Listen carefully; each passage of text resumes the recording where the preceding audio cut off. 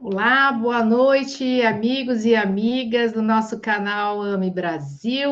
Estamos aqui, Sheila Simões, Tiago. Sara Risoto. Oi, querida. Oi, amigos. Tudo bem? Como é que estamos? Então, hoje nós estamos iniciando nosso 12º encontro, chamado Aula, né? E o nosso tema de hoje, violência intrafamiliar e social, indivíduo e sofrimento, tem uma questão bastante sensível. Então, a gente quer avisar o pessoal que vai começar a assistir a live, que não está entendendo bem qual vai ser o tema de hoje, né? Vai ser importante, né, que se você tiver alguma questão com violência, ter passado violência ou está vivendo violência intrafamiliar ou em qualquer âmbito da tua vida, que os assuntos de hoje podem desencadear gatilhos emocionais, né, e podem gerar sofrimento. Então, se você precisar de ajuda, se você tiver em alguma condição que você reconheça na nossa fala, né, então eu peço que vocês procurem aqui no Brasil o canal 180, né, que é o Central de Atendimento à Mulher e às Vítimas de Violência. Então, hoje nós vamos iniciar o nosso tema. Eu vou trazer uma questão inicial que fala da violência nos primórdios, no início. E o Tiago ele tem uma outra introdução, né, Tiago, que você vai poder compartilhar. E nós estamos então fazendo um bate-bola, né, dos nossos temas, né, relacionados à violência. Eu queria trazer para vocês assim a importância da gente entender violência não como uma coisa isolada ou relacionada. Ao contrário disso, muito ao contrário disso. A violência ela é ampla, ela está em vários aspectos das nossas vidas. E principalmente no âmbito social, nas relações sociais, né, na sociedade como um todo, ela tem uma conotação ligada ao patriarcado, principalmente a violência intrafamiliar, a violência contra a mulher. O patriarcado é um período da nossa evolução como espécie, né, que ele foi instituído mais ou menos há 3.000 anos, né, em que houve uma mudança do matriarcado para o patriarcado, querendo dizer que as sociedades se organizavam inicialmente na órbita, né, do matriarcado, eram relações familiares e sociais ligadas pelo Eros, que é o arquétipo relacional. Mas a partir da instituição do patriarcado, né, então é a lei do poder que foi instituída nas relações, o logos, a razão, a racionalidade, ela passou a dominar.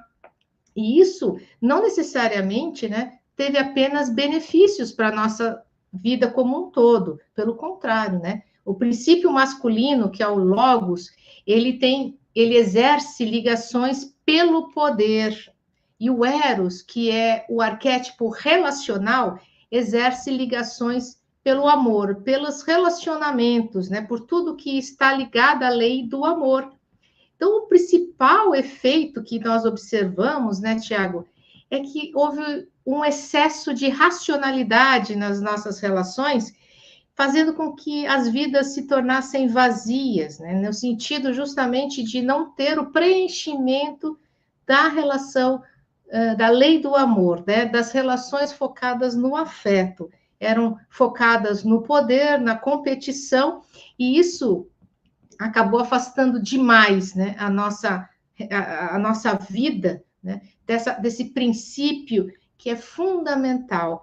O Eros também é associado ao princípio feminino, e isso foi ligado à mulher como pessoa, num sentido de inferioridade. Então, né, Tiago? Então, vamos começar a discutir onde começou essa questão, ou pelo menos assim, o que foi vindo acontecendo através do processo antropossócio-psicológico que Joana de Ângeles nos fala, o que veio acontecendo que acabou se transformando, né, num grande prejuízo para os relacionamentos humanos, né?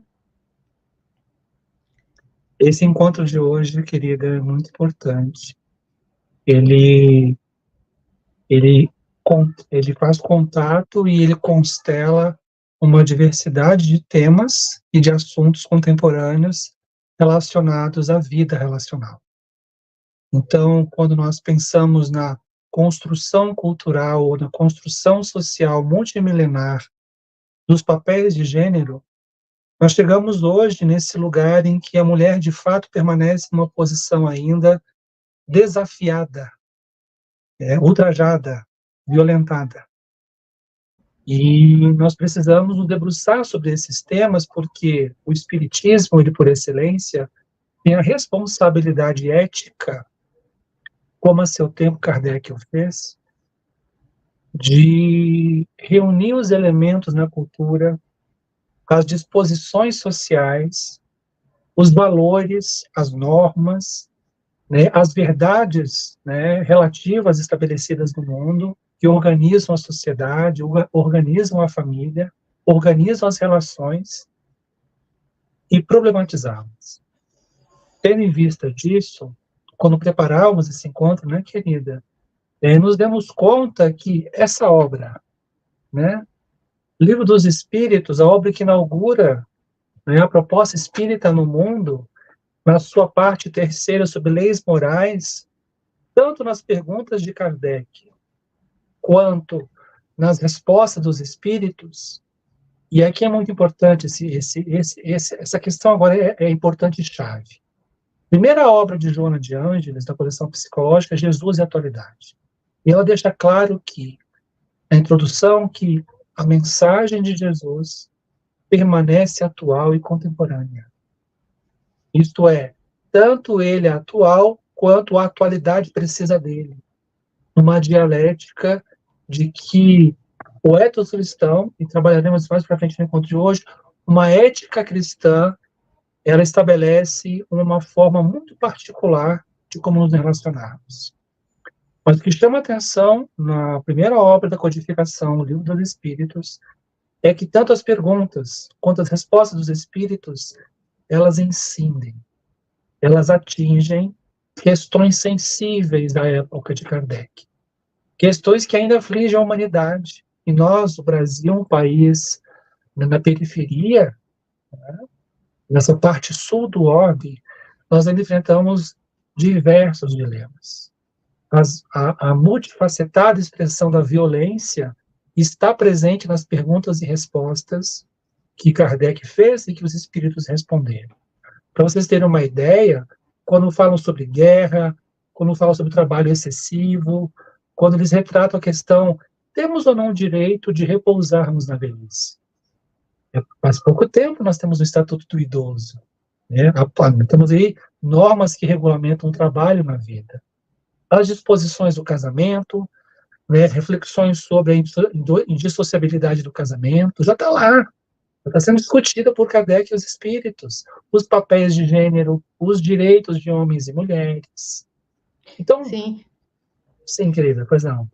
Mas naquele tempo ali, né, no século XIX, não era um tema que realmente fazia era fundamental. Kardec estava perguntando aos espíritos, mas a sociedade ainda não estava preparada para enfrentar e ler Kardec, ler o que você está trazendo, realmente com esse olhar crítico, né, Tiago? Infelizmente, assim, demorou. Sim, mas nós temos pródromos, nós temos a lucidez espiritual dos espíritos, que hoje concorre no sentido positivo, paralelo, né, que congratula, se une e fortalece um ideário que nós podemos colocar sob um grande guarda-chuva contemporâneo do ideário dos direitos humanos. Hoje o nosso tema é violência intrafamiliar e social. E vamos nos debruçar com um pouco mais de cuidado e atenção sobre a questão da violência contra a mulher. Né, minha querida?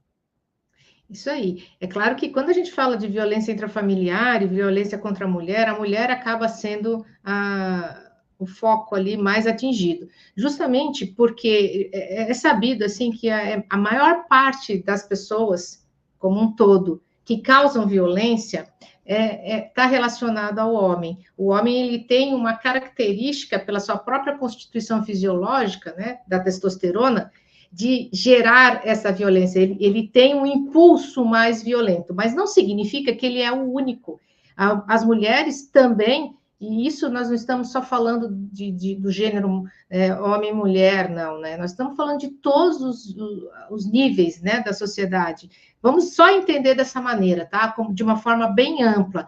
Mas aqui a gente vai acabar ficando com uma violência contra a mulher, justamente por essa questão, por esse detalhe, né? A maioria das pessoas que causam violência são os homens. E existe, inclusive, o feminicídio, né? Que é quando se instituiu, né, o termo feminicídio para diferenciar do homicídio, que seria a morte de uma maneira mais ampla, né, por violência, mas a mulher que é vítima do feminicídio, ela geralmente ela está em casa, né? Geralmente ela está ali. Então, esses autores da violência, eles também foram vítimas, e inclusive, né, a gente percebe que existe um ciclo de violência que acomete a maior parte das sociedades. Não é à toa, né, que o Evangelho, que o Livro dos Espíritos já falava dessas questões, porque em todas as sociedades já vinha essa questão. Mas é importante a gente começar com Joana de Ângeles alertando para essa questão que ela vem da infância, porque esse que gera violência hoje, ele sofreu violência também. Então, Joana fala que existe dentro do indivíduo um aspecto fantasmagórico, que ela chama de fantasmagórico, Jung chama de complexo traumatológico, né? Seria justamente essa vivência traumática, o trauma sofrido na infância e adolescência com violência, né? Seja exercida pelo pai ou pela mãe, porque isso a gente também vê, né? As mulheres repercutindo, as mulheres sendo coautoras da violência intrafamiliar, porque elas também agem com violência. Então, vejam que na sociedade, né, nós estamos recebendo pessoas que elas não conseguiram lidar no seu tempo, né, no seu desenvolvimento, e elas causam, então, como Joana fala, né, elas trazem, na verdade, para a vida adulta, esse sofrimento que aparece de várias formas, né? São esses conflitos do cotidiano, diz a mentora, em decorrência, os conflitos do cotidiano são decorrência externa dos tormentos internos do ser humano, que se vê a braços com excessos para os quais não se encontra psicologicamente preparado. E ela continua. Está lá no capítulo 6, do despertar do espírito. Então, esse capítulo, ele trata de muitas questões sobre o sofrimento do indivíduo diante de si mesmo e diante de uma sociedade violenta, não é mesmo? Quer falar alguma coisa, Tiago? Nós ainda não compreendemos adequadamente a forma mais saudável e eticamente justa de nos relacionarmos. De fato, a nossa interioridade, ela está sempre em relação com o mundo, em processos, né, psicológicos de projeção e outros tantos em que nós exteriorizamos a maneira como nós psicologicamente nos encontramos ou como nós reagimos aos processos exteriores. Quando Joana fala sobre essa não estarmos bem psicologicamente para interagir, surgem fenômenos diversos. As psicopatologias, as ansiedades, né, as fugas psicológicas e também a violência. A violência é uma expressão, né? Exato, perfeito. E para que todos nós, né, vocês que estão agora nos acompanhando, entendam que os estudos no campo da psicologia da família, né, o campo sistêmico, nas escolas norte-americanas e italianas, elas já mostram de forma muito clara a perspectiva transgeracional de certos fenômenos vão se perpetuando de geração em geração, até que, em certo momento, alguém nessa cadeia interrompa isso. E, particularmente no campo da violência, o que se observa é gerações que começam com uma bisavó, um bisavô, né, e vem os avós, vem pai, vem mãe, vem filhos e filhas, e netas, até que alguém entenda que, olha, isso tem que parar. Isso são processos psicológicos, né, Sheila? Há uma dimensão psíquica de como isso também é transferido em processos de que o indivíduo se encontra, de fato, num movimento que a gente pode qualificar como uma repetição, um lugar do trauma, um lugar do qual ele detesta, que um dia ele desfigurou a alma, ele lacerou o tecido mais sensível do ser, e ele detesta essa imagem, mas por detestar e não dar conta de se relacionar com essas questões, ele vai tender a repetir. É quase como que aquilo que eu não quero ver se torna o meu destino. Então, há sempre trauma, há sempre uma dimensão traumática em processos de violência, né? Então, a gente precisa estar atento a esses processos para que a gente possa entendê-los e encontrar caminhos de libertação disso tudo. Até não desculpando, não justificando a violência, né, Tiago? Mas conseguindo compreender que essa indiferenciação da pessoa, porque ela não reconhece o seu sofrimento e ela não reconhece esse complexo traumatológico ou fantasmagórico, como Joana fala, ela projeta, ela vê no outro o algoz dela mesma, né? Aquele que no passado foi o algoz, ela projeta. Seja lá um homem que teve uma mãe violenta, um pai violento, e depois na esposa, nos filhos, ele acaba cobrando deles esse sentimento de dor que ele traz, como o Tiago falou, não é mesmo? E nesse sentido, então, nós podemos pensar que existe necessidade de uma transformação global para que a gente possa caminhar para quê, né, Tiago? Para o que o Livro dos Espíritos nos traz, né? Que é o futuro, né? O progresso, a lei do progresso vai nos levar para um futuro melhor, inevitavelmente, né? O que o Livro dos Espíritos traz é uma esperança muito grande que a humanidade ela tem ciclos para passar.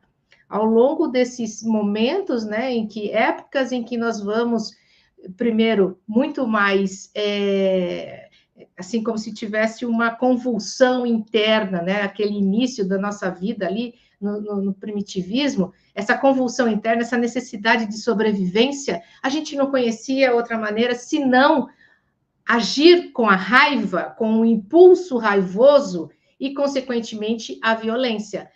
O que é triste pensar é que a partir do momento em que as guerras, né, ali primeiramente ali disputando território, né, e depois mantendo as heranças, mantendo os territórios, os países, isso foi sendo a tônica comum, né? A guerra e a violência passaram a ser a forma dos povos se relacionarem. Infelizmente, né, a gente observa isso. Mas é justamente também um processo, um momento do nosso processo evolutivo que nós podemos pensar. Foi muito pior. Acho que quando chegou o Livro dos Espíritos, ali no século XIX, a gente estava saindo de muitas guerras, né? A gente estava vindo de muitas guerras. Depois caímos no século XX em 2 guerras mundiais. Ou seja, a humanidade, ela viveu nesse trauma muito tempo, né, Tiago? E ainda vive. Pode não estar aqui na nossa casa, literalmente, mas está na casa do vizinho. E a gente, às vezes, não se apercebe que essa violência está convivendo com a gente tão perto, né? Muitos de nós, quando lemos o Livro dos Espíritos, às vezes não vamos até o final, né? Aí pulamos para alguma pergunta, mas, amigos, o último parágrafo do Livro dos Espíritos é uma mensagem de Santo Agostinho.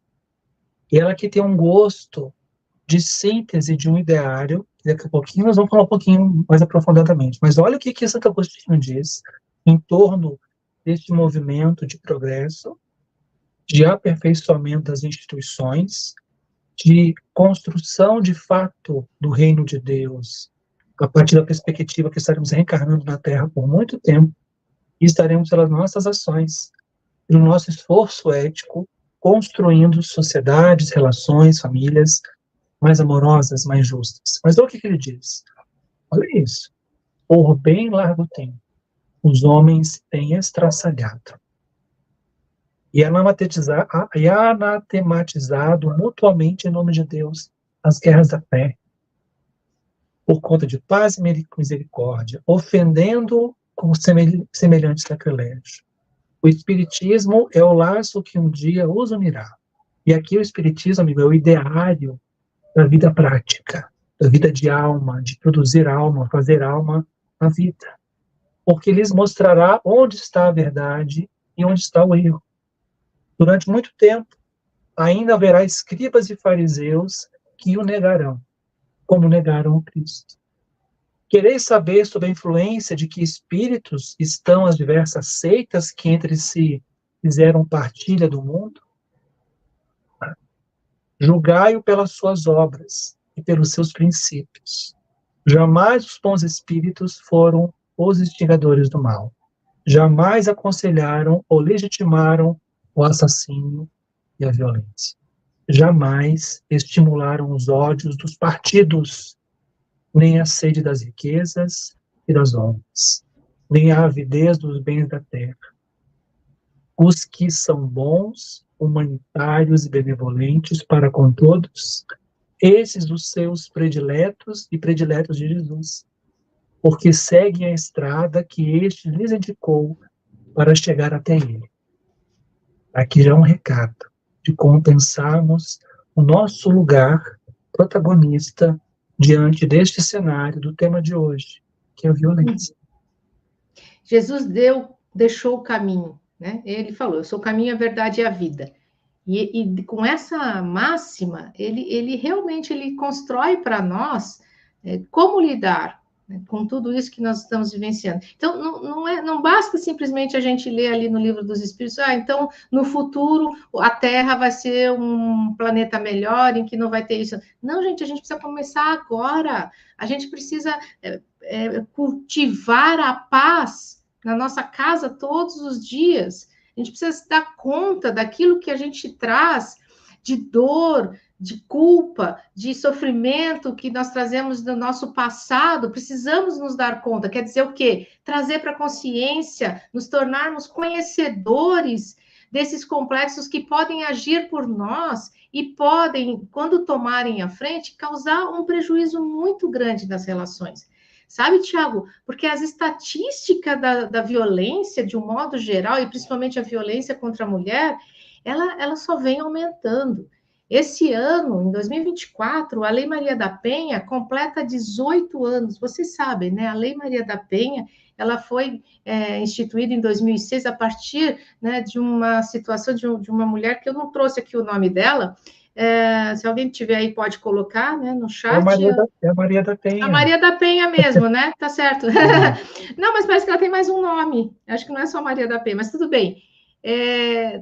O fato é que vem crescendo a violência, né? Os dados estatísticos mostram que a cada ano aumenta muito o número de violência que acontece geralmente intrafamiliar, e para piorar, né, a nossa situação,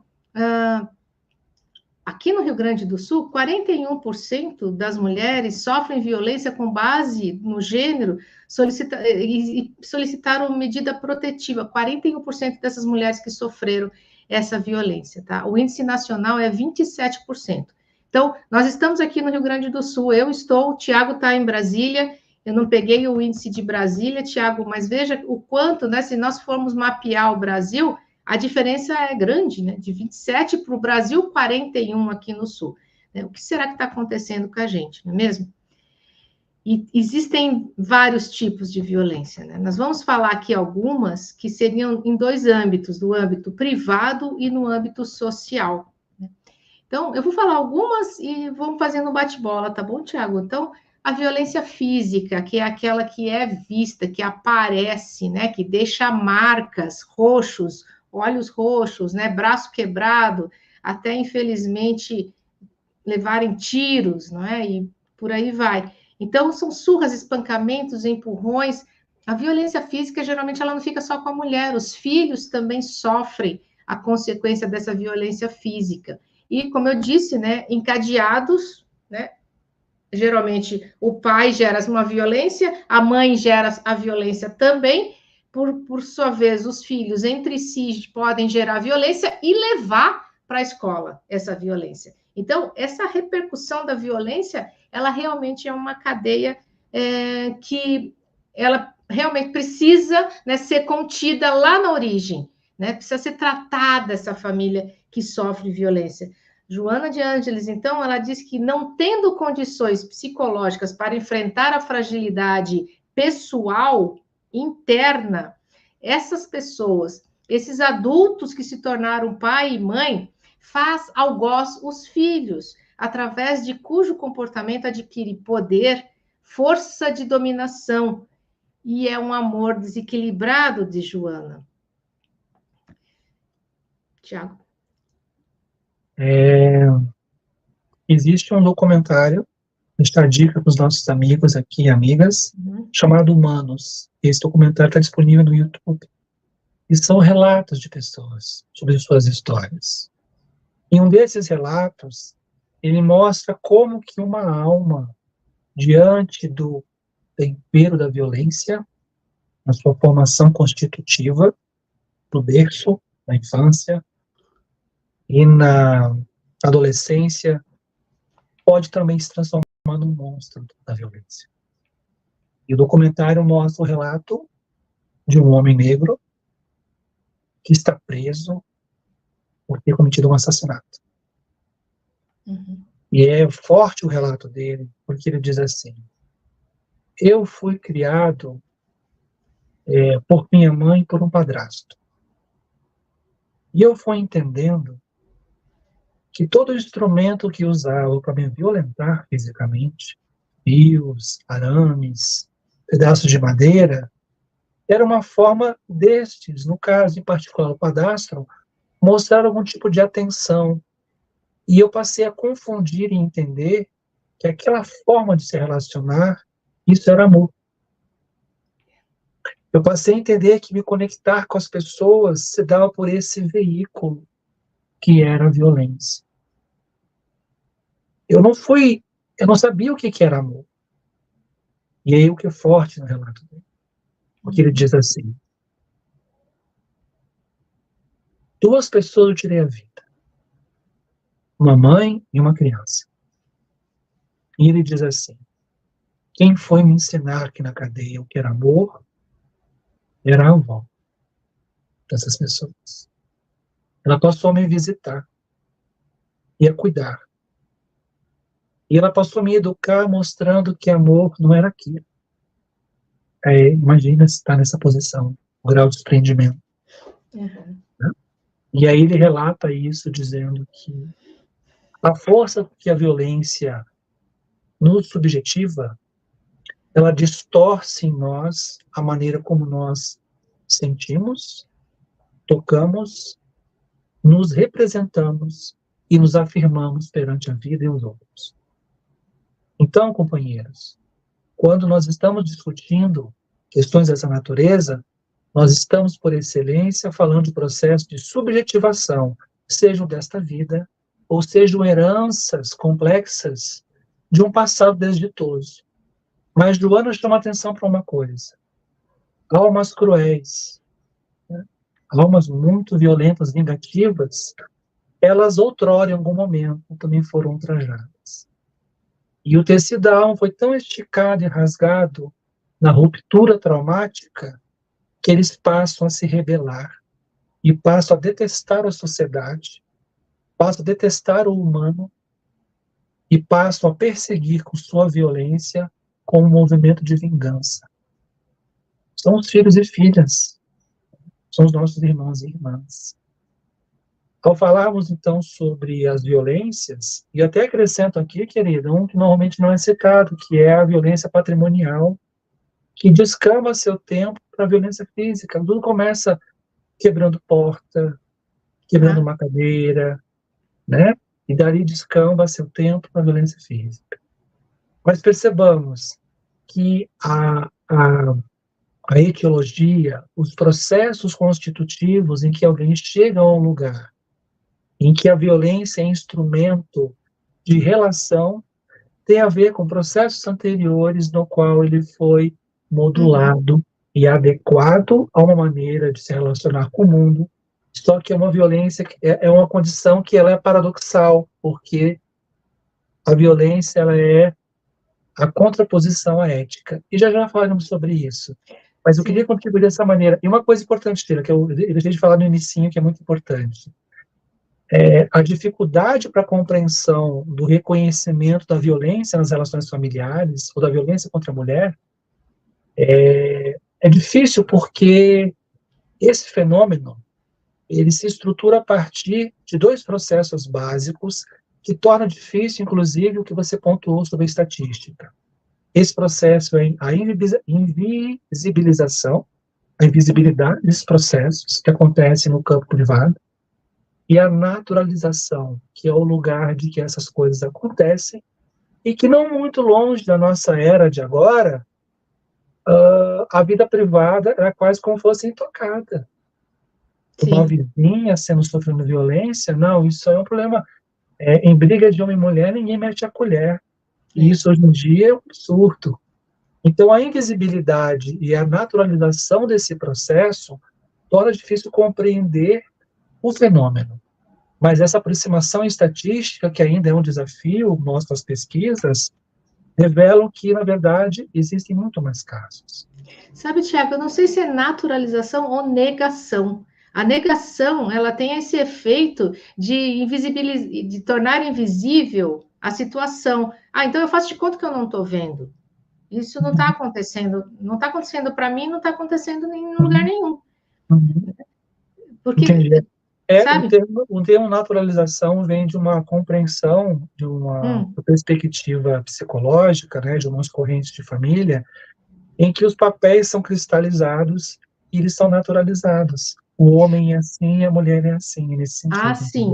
Nesse sentido dos papéis, sim. E é necessário, então, que esses dois conceitos, né, eles sejam confrontados e que sejam discutidos fatores causais e a gente possa estar elaborando propostas de solução que componham um programa integral, um programa de ação, de resposta a esse problema da violência que é tão presente, entende? Então, desmistificar e desconstruir essas representações em torno de como a violência se estabelece, entende? Sim, e falando dessa questão de papéis de gênero, o que acontece também é que existe tanto a identificação de homens e mulheres dentro desse papel que vem se instituindo há muitas e muitos séculos, né? Esses papéis, eles são ficando cada vez, eles vinham, né, ficando cada vez mais cristalizados, até que na década de 80, né, como a gente estava olhando, começou-se a perceber que estava demais, que não poderia continuar dessa maneira, e aí sim, né, a confrontação desses papéis, seja pela psicologia, ou seja socialmente, ou seja pela antropologia, passou a desconstruir um pouco.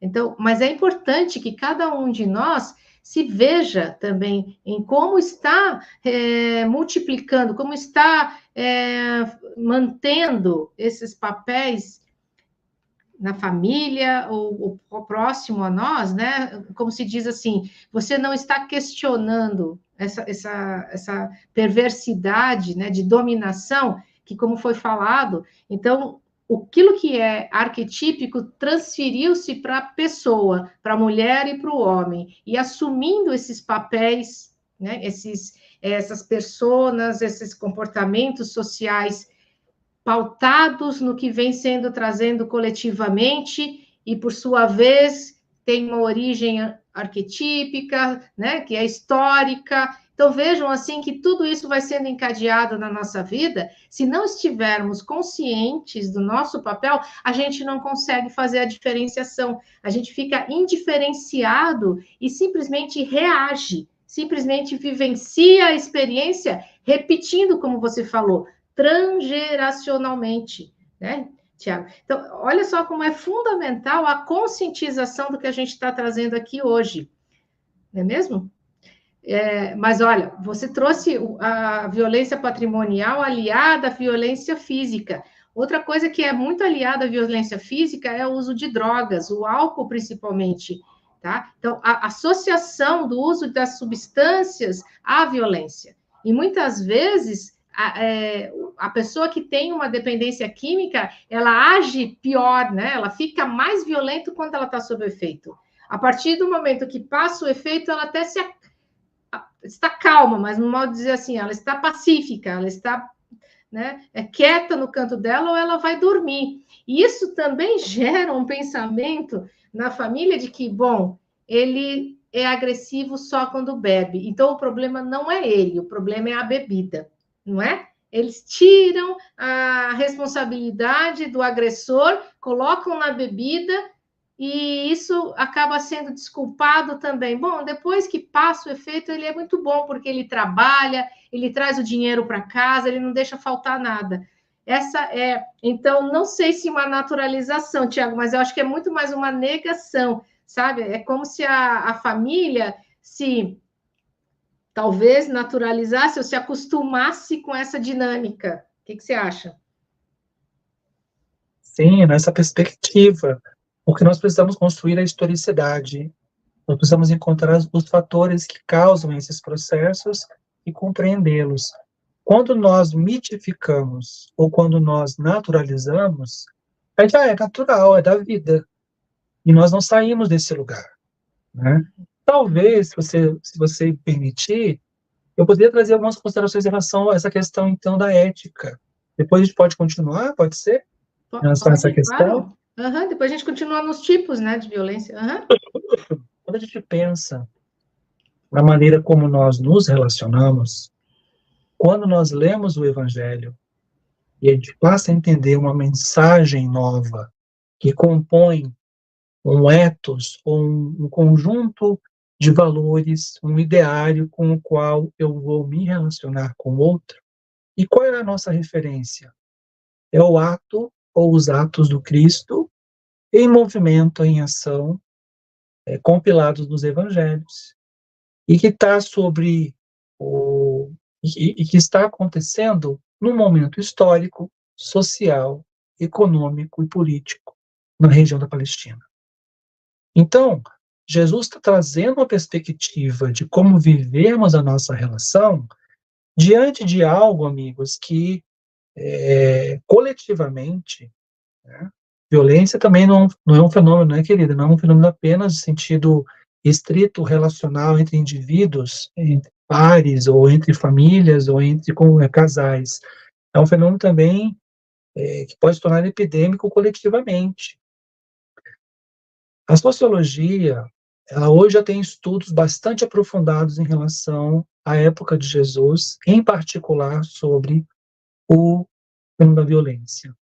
Então, o fenômeno da violência na época de Jesus era tão grave que torna-se mais revolucionária a proposta dele de não violência. Ele traz uma ética de relação com o outro que confronta essa espiral da violência que estava contaminando, que era muito forte, enraizada naquele momento cultural histórico e que vai eclodir com as grandes rebeliões pós-Jesus e com a tomada e a derrubada do templo e todos os fatores que vão provocar a diáspora judaica. Mas para nós, o que é importante? E eu quero que a gente foque nisso por sermos espíritas. A palavra violência, amigos, ela vem do latim, que é vis. Ela significa força. E ela tem os seguintes significados. Tudo que age usando a força para ir contra a natureza de algum ser, a violência, então, ela desnaturaliza. Ela vai contra um movimento da nossa própria natureza. Alguém vem e faz algo contra mim, ou eu faço algo contra o outro. Todo ato de força, o que é a violência? Todo ato de força contra a espontaneidade, a vontade e a liberdade de alguém. A violência, então, é coagir, constranger, torturar e brutalizar o outro. Terceiro, todo ato de violação da natureza de alguém ou de alguma coisa valorizada positivamente pela sociedade, né? É uma forma de violência. Então, violar, profanar é uma forma de violência. Quarto, a violência é todo ato de transgressão contra aquelas coisas ou ações que alguém ou uma sociedade definem como justas e como um direito. Então, é direito à proteção integral à criança e adolescente, é direito à proteção à mulher, é direito à proteção ao idoso. Então, a violência atua contra um direito, espoliando e provocando injustiça.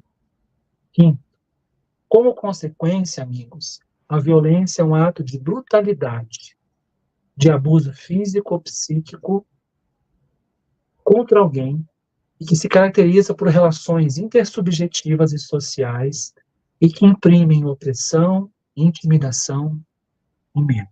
Isso é violência. A violência, então, é uma presença de uma lógica feroz nas relações contra o outro, simplesmente porque esse outro é diferente de mim. A violência, para que a gente não confunda, ela é o oposto da coragem e da valentia. Porque a violência, por excelência, é o exercício da crueldade, conceito que está presente lá no Livro dos Espíritos, como um ato destrutivo, agressivo, e um ato último contra o outro. Se isto, então, é violência, essas categorias, ela evidentemente se opõe à ética. Porque a ética, amigos, por excelência, é tratarmos uns aos outros como seres racionais, sensíveis, dotados de linguagem e de liberdade. E nos tratam como coisas irracionais, insensíveis, mudos, inertes e passivos. Então, se a ética ela é inseparável dessa figura do ser racional, sensível, voluntário, livre, responsável, nós não podemos destratar essas categorias. Porque ao desconsiderar essas categorias do ser racional, sensível, dotado de liberdade de linguagem, nós estamos sendo violentos. Para chegarmos à categoria, então, no momento histórico, quando surge a ideia de direito, proteção à integridade física e emocional de mulheres, crianças, idosos e adolescentes. Isso é uma categoria nova. O que organiza isso? É evidente, amigos, que a violência não é apenas uma dimensão que inflige contra a ética de respeito à minha dignidade e à tua dignidade. A violência, na verdade, se opõe à política. Porque quando eu penso no meu direito de me expressar, de ser respeitado, de ser ouvido, de ser cuidado, eu estou falando da ideia da figura de um sujeito que é político.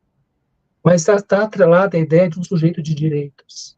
Então, daqui para frente, nosso encontro de hoje, a partir dessas rápidas reflexões sobre ética, eu estou dizendo que eu, você, somos seres sensíveis, racionais, dotados de linguagem e de liberdade. E isso tem que ser respeitado e preservado. Todo ato de violência é contrário, ele é um paradoxo desses princípios que orientam. E por que para nós essa reflexão que eu fiz sobre ética é importante? Porque, amigos, isso é a ética cristã. A ética da relação, a ética do cuidado, a ética da vida, por excelência. Se a gente puder guardar uma coisinha sobre esse encontro de hoje é como sermos mais éticos a partir desse paradigma que eu trouxe para vocês. Seremos melhores cristãos, melhores espíritas. É isso aí, Tiago. Com certeza. E também você diferenciou da moral, né? Da moral que muda. A moral pode mudar de tempos em tempos, mas a ética não. Não é mesmo?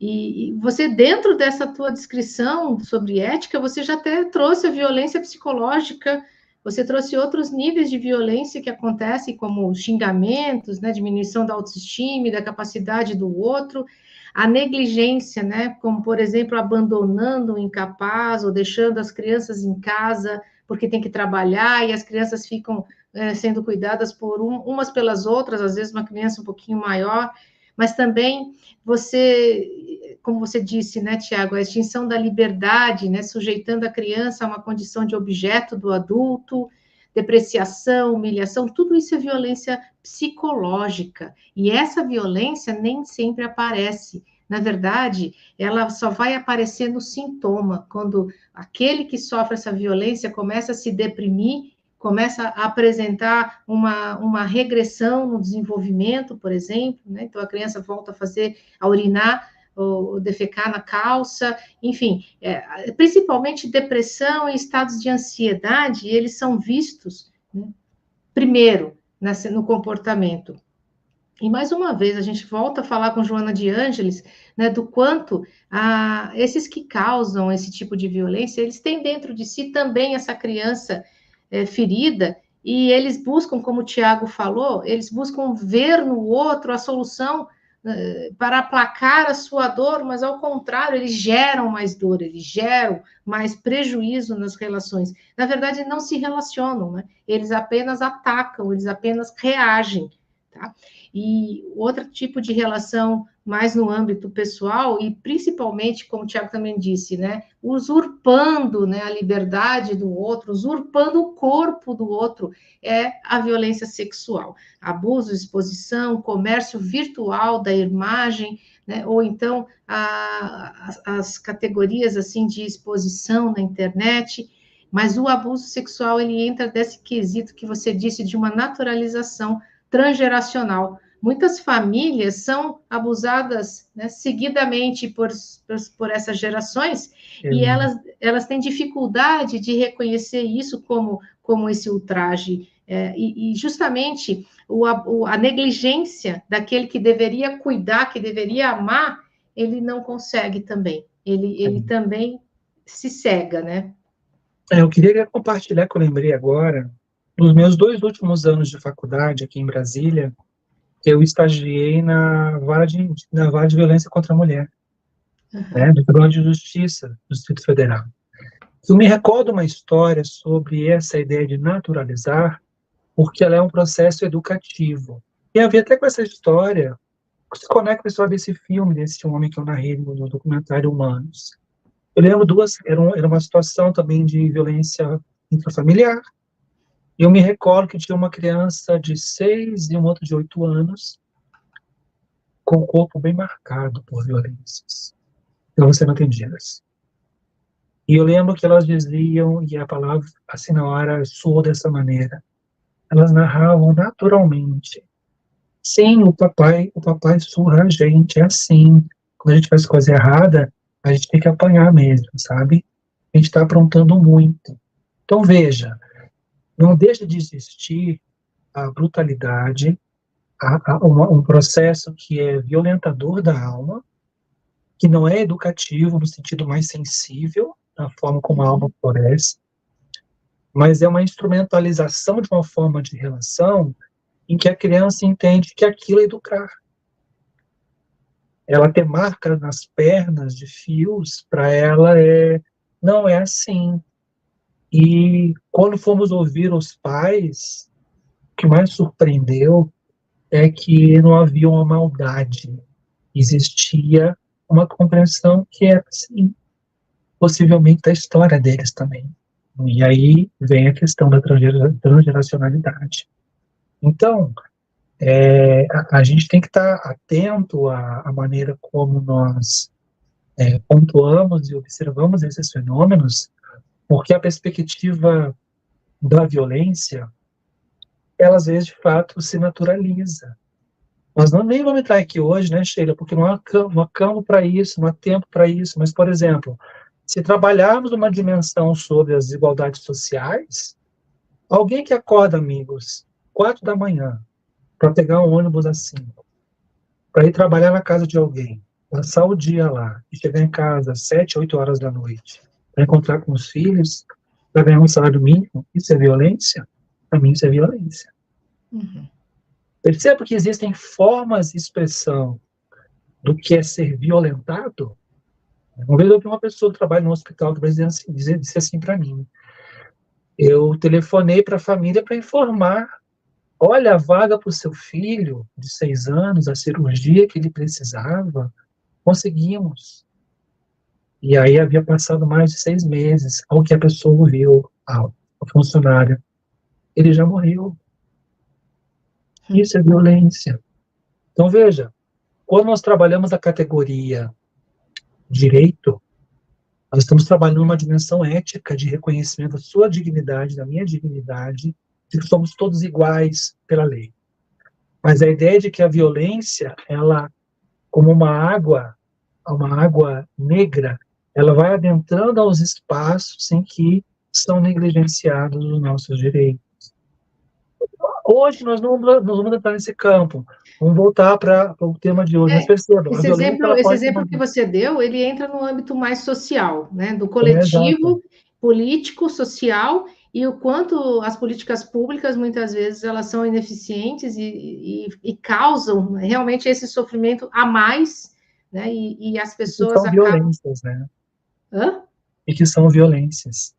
Sim, são violências, mas a questão também a gente pode pensar, né, Tiago, que existem situações em que as pessoas, elas se submetem, porque justamente elas estão inconscientes da condição e da possibilidade que elas têm de produzir outras coisas para a vida delas, produzir outros recursos, tá? Elas não conseguem ver, elas não enxergam as possibilidades. Né? E aquele exemplo que você deu das crianças que naturalizam as marcas, elas são ameaçadas, na grande maioria das vezes, né? Elas são culpadas por aquilo que está sendo causado a elas.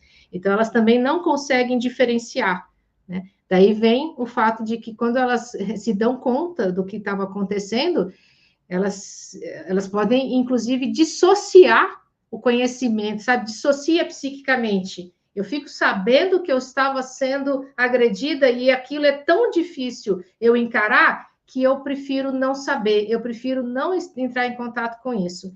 Tanto é que é visto, assim, nos casos de abuso sexual, quando você vai fazer perguntas para uma criança e adolescente, é como se você estivesse abusando novamente. A violência, ela é reforçada, né? É visto dessa forma também. Então, tudo que você disse, né? Todos esses níveis de violência que acabam acontecendo. Daí, antes da gente continuar, eu queria trazer aqui a pergunta, eu não sei se você pegou essa questão 630, Tiago, do Livro dos Espíritos, né? Deixa eu só pegar o nome dela aqui, que eu não estou conseguindo subir o campo, só um pouquinho. Tá vendo ela aí? Aqui no chat, o campo, a Elisângela Pires de Souza. Ela faz isso, obrigada, Carlos. Ela fala para a gente comentar essa questão 630, né, o bem e o mal e os comportamentos ciumentos, impositivos, de silenciamento, de apagamento da figura feminina nos diversos espaços, só que, infelizmente, Elisângela, não é hoje, né? Isso acontece, como a gente começou dizendo, né, há milhares de anos, isso há 3.000 anos, assim, já vem acontecendo, principalmente o apagamento da figura feminina, né, a diminuição. Jesus, ele elevou a mulher, né? Joana de Ângeles, no Jesus e o Evangelho, ela fala que Jesus, ele trouxe a figura feminina junto dele, em todos os ambientes que ele estava, protegendo e valorizando a mulher para tentar chamar a atenção da população para o que era visto. Como eu disse, aquilo que é arquetípico foi transferido para a figura feminina, para a pessoa, para a mulher, e a mulher se identifica com esse papel também, ela não consegue ter forças para lutar, ela não conseguia ser suficientemente, tanto tendo autonomia financeira como autonomia social para se manter. Então, isso vem acontecendo há muito tempo, né, Elisângela? Não é de hoje. O que hoje acontece, muitas vezes, na minha visão, tá, Tiago? Traz a tua visão. A mulher, às vezes, ela, para poder se proteger, ela acaba se identificando com o masculino. O aspecto masculino da mulher acaba vindo para frente, ela se identifica com esses valores do masculino, não é com os homens, mas ela se identifica com os valores do masculino para ela conseguir se sentir mais independente e autônoma na vida. Muitas mulheres fazem isso, outras se submetem, outras ficam em relacionamentos ciumentos, dominadores, abusadores, né? E tóxicos, como se chama hoje em dia, tá?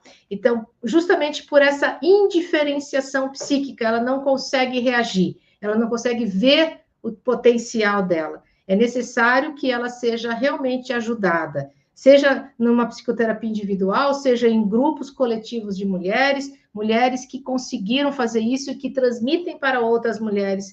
esse papel mais autônomo, né, Tiago? O que você acha dessa questão?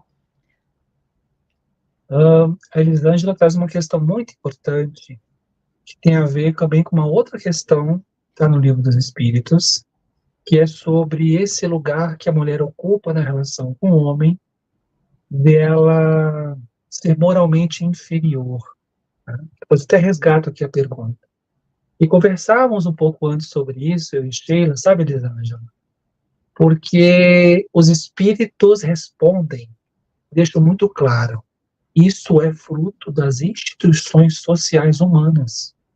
Em outras palavras, isso é uma construção da cultura, das culturas, dessa inferioridade, desse apagamento, né? Nós pegamos várias imagens do feminino na trajetória da historicidade humana, as bruxas, as sacerdotisas, aquelas que desviavam, né, da perspectiva aceita moralmente acolhida como correta, em torno do que era o bem, eram perseguidas e qualificadas como mal. É interessante que no século XIX, olha isso, na Inglaterra, foi estabelecida uma lei para perseguir mulheres que usavam certos ornamentos, certos tipos de roupa, que consideravam como mulheres sedutoras. Essas mulheres vão seduzir os homens, vão casar com eles, os enganando. A partir de um construto cultural de que a mulher tinha que se vestir assim ou assado, eles fizeram um corte. Se você usar um corpete, se você usar brincos, se você usar isso, você é uma desviada moral. Isso, amigos, apenas num recorte na Inglaterra vitoriana do século XIX. Para trás, existirão várias e várias manifestações na cultura em que a mulher foi enquadrada em um lugar para ser subjugada. Quando eu trouxe essas reflexões sobre a ética, quando pensamos, Elisângela, na discussão sobre bem e mal, eu penso mais numa dimensão da relação. E do que diz a questão seguinte, 631, quando diz assim, o homem é capaz de distinguir, o ser humano é capaz de distinguir por si mesmo o bem e o mal. O que responde os espíritos? Sim, Deus lhe deu a inteligência para distinguir um do outro. A inteligência tem que ser movimentada e trabalhada por meio do quê? Da cultura. Nós vamos aperfeiçoando as sociedades, nós vamos requalificando valores, nós vamos extinguindo valores. Há 180 anos, se eu e Sheila, desculpem a palavra, a expressão e aqui o exemplo, se eu e Sheila pegássemos um homem negro e o matássemos na frente de outras pessoas, as pessoas aplaudiriam. Por quê? Porque esse outro não é humano como eu. É um outro tipo de humanidade. Ainda acontece isso. Mas perceba, se eu fizer isso hoje em dia, eu vou ser preso se me pegarem. Então perceba, a sociedade ela vai se aperfeiçoando na maneira como ela vai compreendendo dimensões de direito, dimensões de ética e de reconhecimento do outro na sua alteridade. O lugar hoje de mulheres, crianças, adolescentes, idosos, precisa passar para além das legislações pertinentes, que tentam estabelecer um novo conjunto de normas, de valores para autenticá-los como sujeitos de direitos, é de fato a construção, uma dimensão concreta dessa realização. A questão é que transformações culturais mais perenes demandam tempo. Então, compreender bem e mal é um aperfeiçoamento para que a gente possa se aproximar de verdades e valores mais próximos de uma verdade que a gente sabe que está em algum lugar aí. Uma verdade mais absoluta. E que, de uma forma prática, é estampada, por exemplo, nos valores e virtudes presentes nas bem-aventuranças. Sim. Né? Tiago, mas você sabe que o bem e o mal, eles ambos estão dentro de nós. Né? São arquétipos que estão ali, são polaridades que estão ali presentes.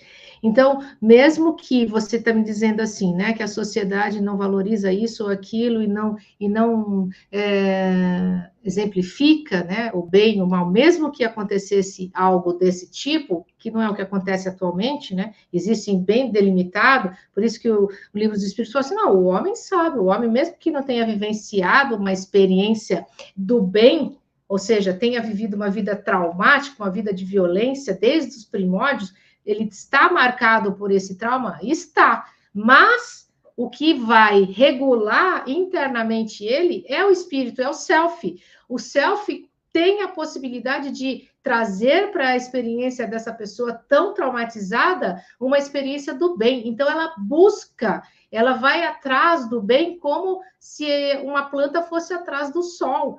Né? Existe, é o que Joana fala do deltropismo, né?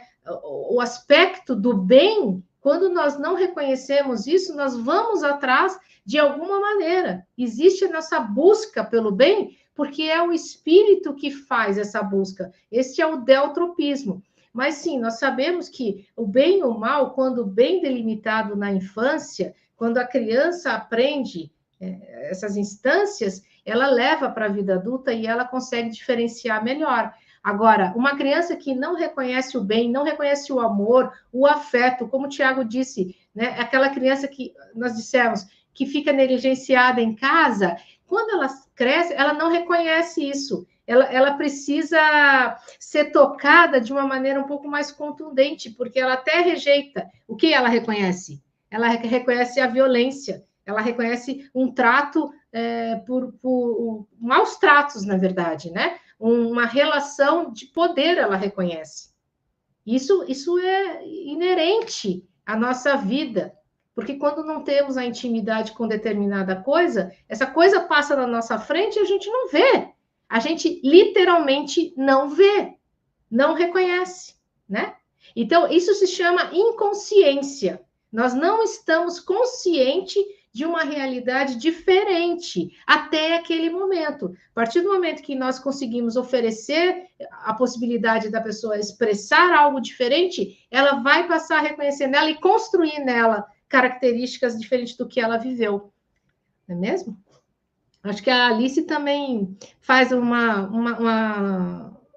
um comentário assim sobre a banalização da violência, né, que pode ser naturalizada e é como que legalizar, né, na visão da Alice, né, quando nós banalizamos a violência, quando nós não olhamos, legaliza entre aspas, né, é como se fosse naturalizado, como o Tiago está trazendo, e na família isso não é contraposto nesse sentido da legalização, né, porque cada vez mais estão se formando leis, né. Está se falando, inclusive, de se tornar uma lei a misoginia, assim como o racismo, assim como a homofobia, porque na medida em que você coloca, né, uma sanção mais séria, assim como você para um usuário um motorista que usou álcool e você emprega uma lei, né, como chama a lei? Esqueci.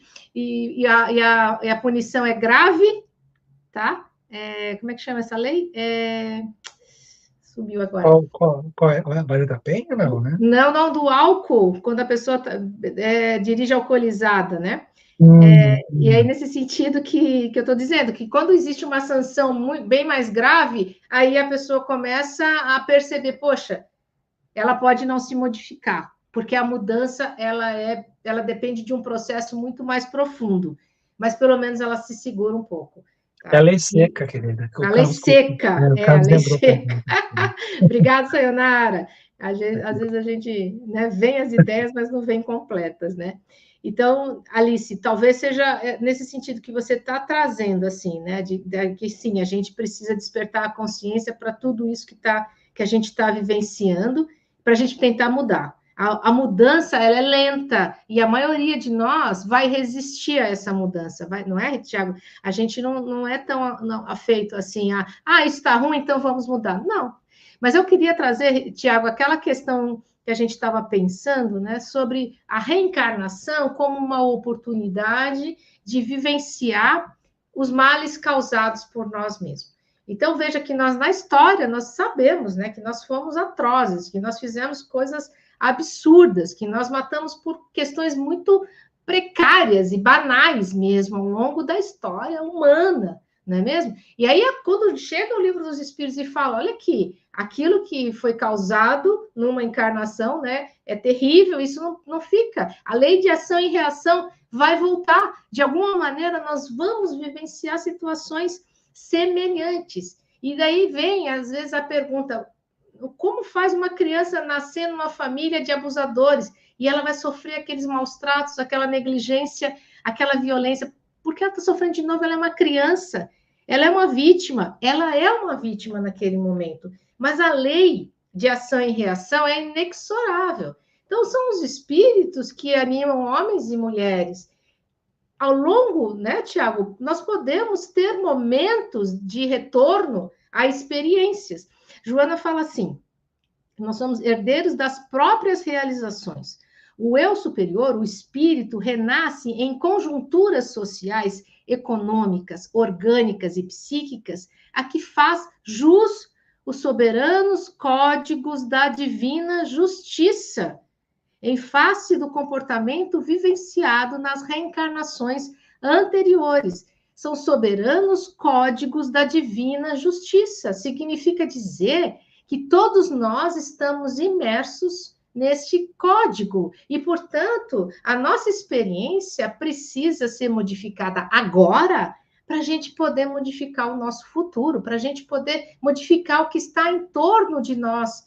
As crianças precisam de proteção. Os adultos que não se responsabilizam por elas, eles estão expondo, eles estão negligenciando. Então, quando nós percebemos situações assim, como o Tiago falou, vamos meter a colher, sim, vamos denunciar, sim. Hoje em dia existem leis que podem proteger as crianças. E aí, quando nós percebemos, seja na evangelização infantil, seja na casa de parentes, tal, nós também podemos falar com os pais, nós podemos fazer algum tipo de interferência, né, Tiago? O que você acha? Nós chegamos a um ponto, Sheila, que é o quê? Que é um ponto central, filosófico, da doutrina espírita, e eu gostaria muito que a gente entendesse algo para que a gente não tornasse a nossa alma justiceira. Sabe por quê? Já ouvi muitas vezes pessoas dizerem assim, mas se está passando por isso, alguma coisa fez. Se reencarnou sob tal condição, sob tal injunção, tem a sua razão de ser. Perceba que é uma leitura muito fria do processo, é uma leitura muito recheada de desamor. Falta amor no processo. Lei divina não é só lei de justiça. Eu penso assim, quando a gente pensa nesse eu que está reencarnando nas injunções culturais, sociais, econômicas, orgânicas e psíquicas, eu vejo que ele desembarca, ele reencarna, é como se fosse uma grande mesa imensa, uma teia. Começou. Está aqui. A disposição das peças das almas é essa. E agora? Agora é com a gente. Agora é com a gente. Meu filho nasceu com uma condição congênita. Se ele nasceu com essa condição congênita, é justo levar ele para o médico? É justo vaciná-lo? É justo cuidar dele? Veja, nós trazemos a instrumentalização não só de uma justiça. A vida trouxe ele sob essas condições. Agora cabe a mim dar muito amor, buscar amparo na rede de apoio, na família, na comunidade. Então, veja, a instrumentalização da lei divina na vida prática e concreta humana é, por excelência, o quê? A reunião de almas com diversos caminhos anteriores que chegam e desembarcam em diversas condições, e é aquela criança de 6, 7 anos, em uma comunidade pobre de periferia, que chega na escola e fala assim, tia, eu estou com fome, eu não comi em casa, não tenho que comer em casa, o que eu faço? Já tem o lanche, sabe por quê? Porque tem direito a comer na escola, é direito de se alimentar. Então veja que nós temos que pensar que a reencarnação é uma grande oportunidade. Ela, de fato, é uma oficina de experiências que, às vezes, chegam em situações muito difíceis e doloridas. Mas, amigos, nós podemos amar, nós podemos proteger, nós podemos atuar. Então, nós somos o esteio, o caminho, por meio do amor e da caridade e da garantia de direito. Vamos atualizar a linguagem, né? Da garantia de direito, que se instrumentaliza o amor e a solidariedade e a fraternidade, para que aquele que está sofrendo não precise sofrer tanto. Ele pode ser auxiliado, cuidado, amparado. Isso, Domingos, é a grande coberta simbólica do amor que aquece, que protege, que orienta, que educa. Ele deve, ele deve isso tudo, ser amado, protegido, porque essa é a caridade, esse é o amor que Paulo escreve aos Coríntios. Né? Mas pode continuar, Tiago, eu só queria completar isso daí, porque conversar junto contigo aqui nessa questão dessa oportunidade da vida é não literalizar. Então eu estou sofrendo porque cometi alguma coisa, então eu devo sofrer, que é para... Não é literalizar. Senão nós vamos ser que nem os fariseus ali, que literalizavam a lei, e Jesus tentava explicar, não é bem assim, a gente pode relativizar, nós temos... Não é o que sai, não é o que entra pela boca que é prejudicial, é o que sai pela boca, enfim, né? Não literalizar. Porque o lugar da culpa, ou da forma como a gente vai escrevendo reflexões em um lugar, eu tenho um parceiro que é assim comigo, eu vivo sob tal condição de uma dinâmica complicada, eu tenho uma dificuldade imensa com fulano, com um familiar tal, e a gente não pode naturalizar aqui de que se está assim, tem que ser assim. Não é isso. E daqui a pouquinho, né, Sheila, nós vamos chegar uma discussão muito importante sobre um lugar ético de autocuidado, né, do feminino, da mulher, em relação a situações de violência. E isso faz parte de uma experiência. Agora, quero adiantar algo, está lá no livrinho Vida e Sexo do Emmanuel. E não é só Emmanuel que fala isso.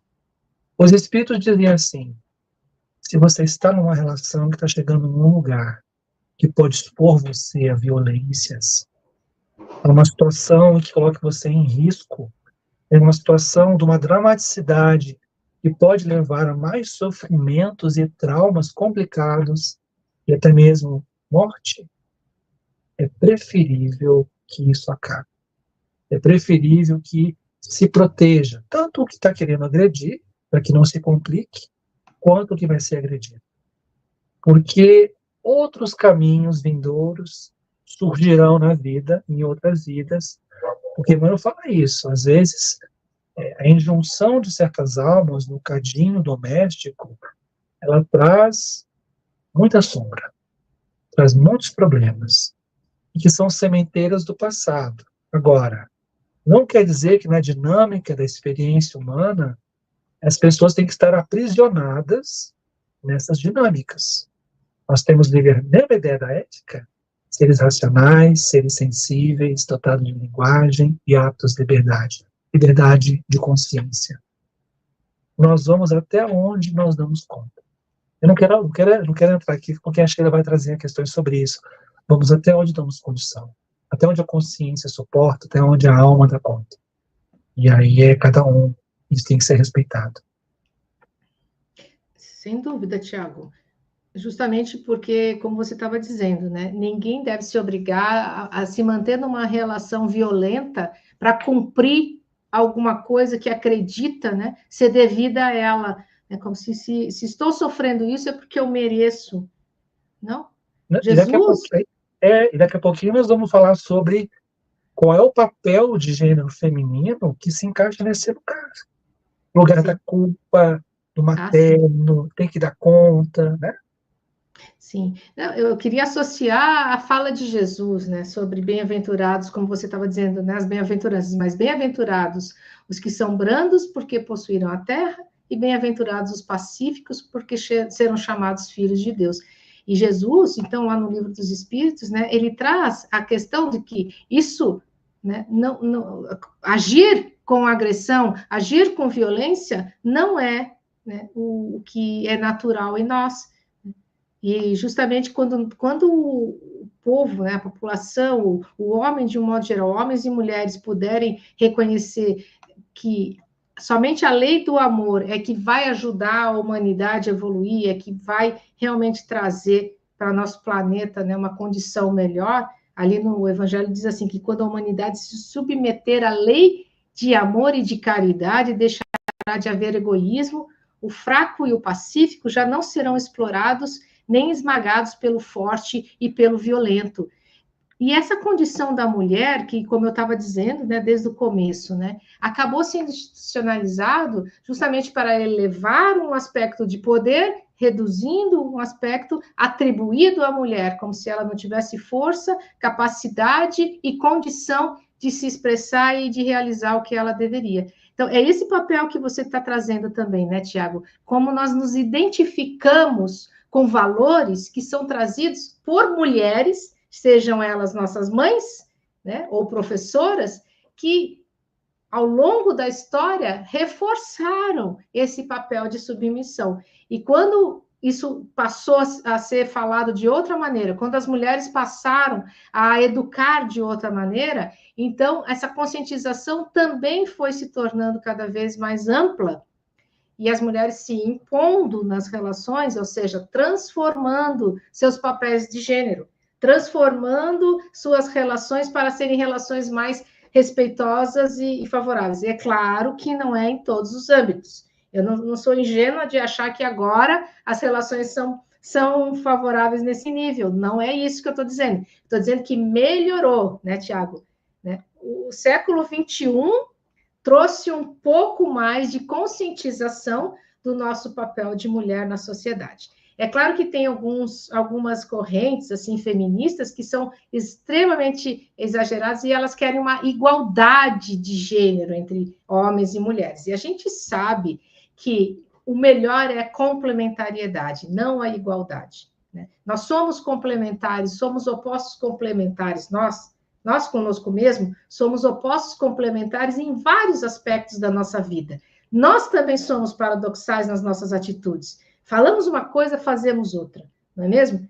Então, essa complementariedade, ela existe. É ego e self precisando chegar numa correlação, numa comunicação adequada para que a gente possa se expressar de uma maneira um pouco mais equilibrada e justa. Mas o que acontece com o ego, Tiago? Fica com uma parte só, né? Fica apenas com um aspecto que ele valoriza. O outro aspecto vai para a sombra, indo para a sombra, indo para o inconsciente, ou nunca saindo de lá, a gente não tem como ver se não for mostrado à nossa frente. E é mostrado nas relações.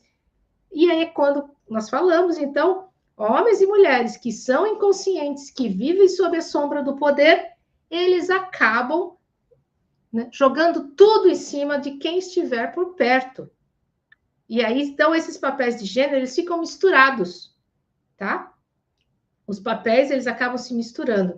Então, é um agressor e uma vítima que, muitas vezes, intercambiam suas posições, seja na encarnação atual, ou seja nas encarnações vindouras, seja que trouxeram de outras encarnações, ou que ainda vão trazer.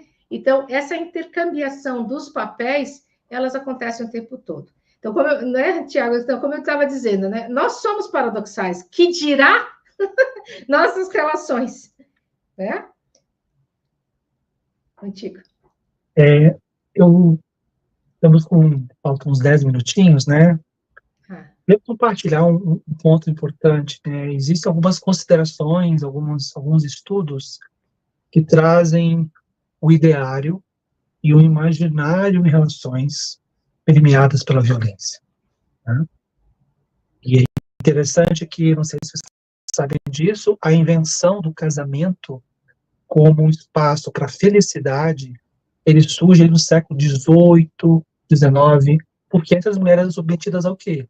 À vontade dos homens. Não, sou teu pai, tu vai casar com fulano, vai casar com o Conde Roquefort, né? Vai casar com ele. Imagine a violência emocional e psicológica e de reivindicação da submissão da mulher a um papel afetivo, sexual, a qual ela nem sabia quem era a pessoa ou não tinha vínculos emocionais. Então surge a ideia de um amor romântico. Vou casar com quem de fato eu acredito que estou gostando, ou me vejo apaixonado. Esse amor romântico, amigos, ele é uma idealização da nossa cultura e ela é, por excelência, uma construção social. De que, por meio desse amor romântico, a mulher vai alcançar um ideal de felicidade ou até uma completude que a sociedade diz que vai ter por meio do casamento, o que já, psicologicamente, é uma contradição, né? Todos nós somos plenos, nos realizamos por meio das relações, mas a construção é nossa.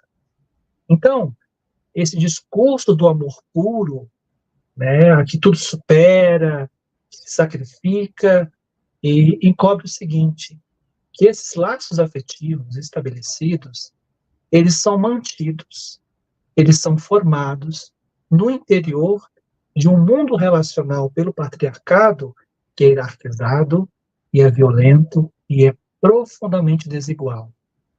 Então a mulher entra num movimento, de uma dinâmica, em que ela já está numa posição de subalternidade.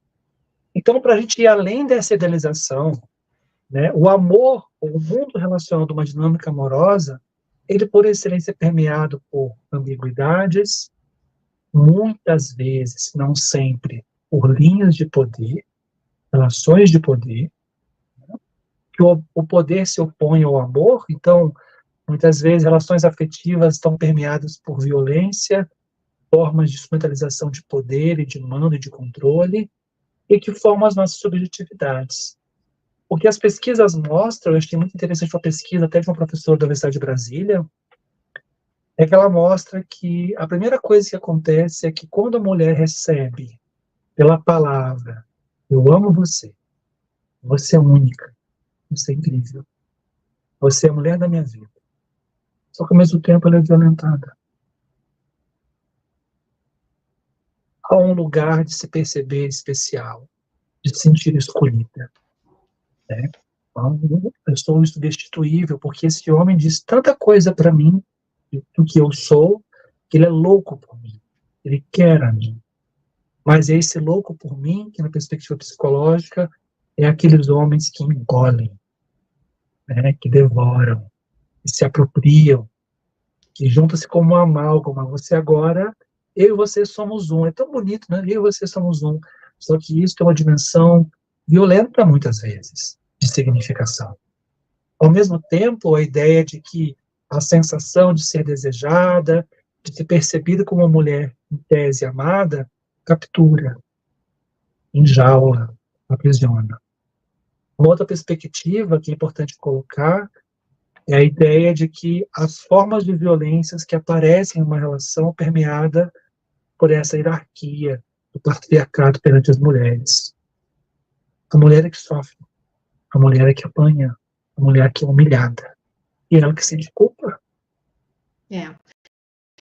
Ela, Tiago, então, essa mulher que acredita nesse homem que fala essas coisas que você disse aí, ela está respondendo com a infantilidade, com a ingenuidade da menina que possivelmente não foi vista, não foi amada. Aí entende? Ela responde acreditando que ela está sendo amada. Só que, então, junto com essa sim. fala, né, junto com a violência propriamente física, que acontece muitas vezes, vem a depreciação, que é a violência psicológica. Você não vai embora porque você não vai ser amada por mais ninguém. Só eu posso te amar. Né? Perfeito. Há uma tríade em movimento na forma como a dinâmica acontece, que é como a violência se instrumentaliza e ela aprisiona uma alma, que seria a mulher que é culpada, ela se culpa, introjeta a culpa, ela é desqualificada e ela é humilhada.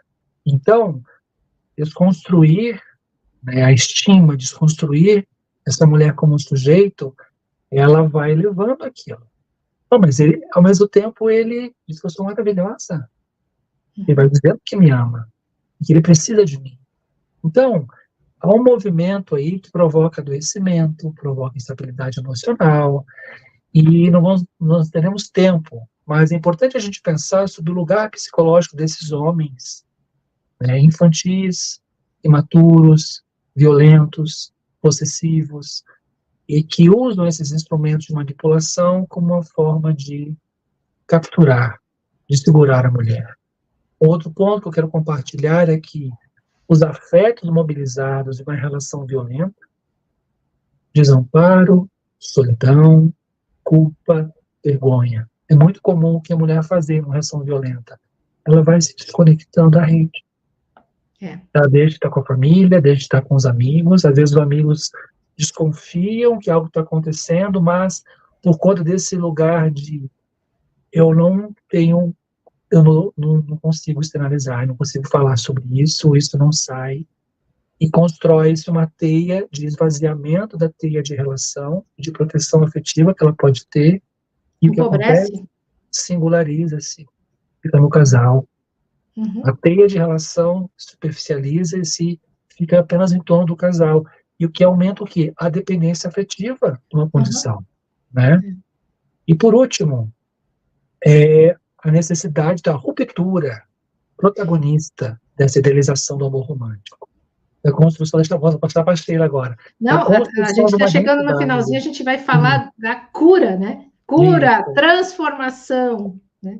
Que é a ideia de uma nova configuração de compreensão de si, para que ela possa sair dessa captura, que é uma captura psicológica, né? E é necessário encontrar esse caminho terceiro, que são vias de saídas de situações de violência, que é a construção do próprio valor. Isso é muito importante, né? Deixa contigo agora, querida. Porque, Tiago, o trauma e as condições de violência que ela viveu até então, isso vai precisar de tempo para serem curados. Mas o comportamento, a forma como ela começa a se cuidar, a se auto-amar, né? Então, transformando o que antes ela não acreditava que era capaz. Ela começa a criar esse potencial dentro dela, né? Reconstruindo as relações com os filhos, com essa rede de apoio, e internamente e externamente, ela segue outra lei. Ela não segue a lei da violência, ela segue a lei do amor. Então, é necessário educar e reeducar crianças, adolescentes, os agressores, as mulheres que são agressoras, né, ou são vítimas, porque também existem meninos que são agredidos muito cedo. Então, esses meninos, eles vão sendo... eles são muito mais invisíveis do que as meninas, na verdade, porque existe a lei do machismo, né, que menino não chora, que menino precisa aguentar, ou ele, às vezes, é abusado sexualmente e ele não quer falar sobre isso também. Então, fundamental desconstruir o machismo, a misoginia, essa cultura de ódio contra a mulher e contra todas as relações que possam favorecer crescimento. Existem realmente, assim, dificuldade da nossa sociedade de reconhecer nosso potencial criativo e criador de relações favoráveis, tá? Já te passo para despedir, e eu quero despedir com uma frase de Joana de Ângeles, que é um incomparável sol de esperança nos patamares superiores da psique, nos quais se encontram em toda a grandiosidade as legítimas expressões do ser espiritual, aguardando o seu desabrochar. Está lá no capítulo 6 do Despertar do Espírito. Eu me despeço aqui, passo a palavra para o Tiago. Muito obrigada, pessoal, pela participação. Até a próxima. Para me despedir, nós temos 2 minutinhos pela minha contagem aqui, né, Sheila? 2 minutinhos. E nesses 2 minutinhos, amigos, eu quero deixar com vocês uma reflexão em torno do nosso lugar no mundo. Em relação a esse tema de hoje, que da verdade, né, daria vários encontros. A gente podia abrir cada tópico desse e a gente aprofundar. Hoje é um panorama, mas é um chamamento ético no lugar da nossa atuação. Como espíritas, mas também como companheiros, companheiras, irmãos e irmãs, pais e mães, cônjuges e cônjuges, né? Amigos, a violência, ela surge como um dos obstáculos mais perturbadores e prevalecentes que impedem o uso de opções novas para o nosso desenvolvimento humano. A violência, ela destroça o nosso processo de autoafirmação.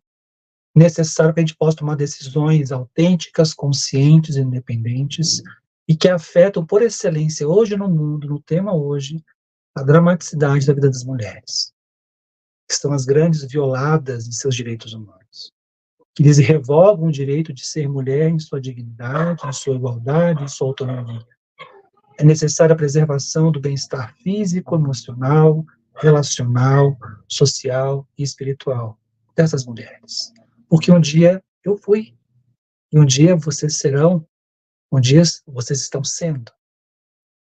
Muito importante no protagonismo, no fortalecimento da autonomia da mulher, é lutar contra a vitimização, esse lugar em que ela é lançada apenas como vítima, mas torná-la protagonista. Reconhecer a vitimização no lugar de violência, mas permitir a desconstrução de certos padrões culturais e sociais que ainda amedrontam, que ainda originam e contribuem para a perpetuação e a manutenção e a legitimação da própria violência. Então, nos sensibilizarmos, nos conscientizarmos, vemos a formação nossa consciencial como cidadãos, para que a gente possa alcançar uma sociedade mais justa e mais igualitária. É tarefa nossa desmistificar os modelos discriminatórios e os papéis sociais que são aí designados segundo os estereótipos dominantes. É necessário uma participação mais autêntica para que o direito da mulher tenha sua correspondência nos livros, nas cartas do mundo. E no fato, na vida prática, reconhecidos em sua dignidade. Tanto família quanto a escola são hoje, na cultura contemporânea, as instituições que têm maior responsabilidade em transmitir esses padrões de gênero. É por isso que é de suma importância que nós adotemos novos modelos que proporcionem a meninos e meninas uma visão mais equitativa de seus papéis, com responsabilidades e direitos compartilhados e igualitários. Fica a minha mensagem, a reflexão, muito amor, muita paz, e que a gente construa relações prósperas em ética e a vitalidade de Jesus no nosso coração e nos nossos afetos e relações. É isso. Obrigado.